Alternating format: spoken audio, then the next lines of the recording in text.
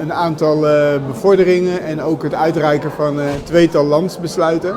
Ja, en dit is natuurlijk een hartstikke mooie bijeenkomst. Hè. Je ziet dan weer hoe mooi ons bedrijf is. Hè. We zijn met burgercollega's, we zijn met executieve collega's en met allemaal dierbare familie en vrienden van de collega's die bevorderd werden.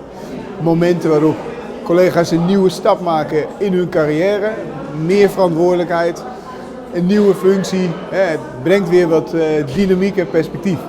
Daar zijn de collega's soms al 25 jaar in dienst.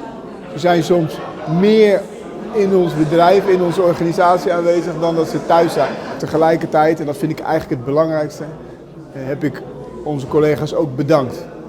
Bedankt voor hun inzet, al die jaren. Collega's dragen bij aan de kwaliteit van onze organisatie, maar zetten zich ook in voor de veiligheid van de samenleving. En soms met risico voor eigen leven. En dat moeten we niet vergeten. Dat heb ik ze ook net verteld en ook de familie van de collega's. Dat moeten we erkennen en waarderen. En dat met vandaag op zo'n bijeenkomst met zo'n bevordering of een landsbesluit is dat gewoon geweldig.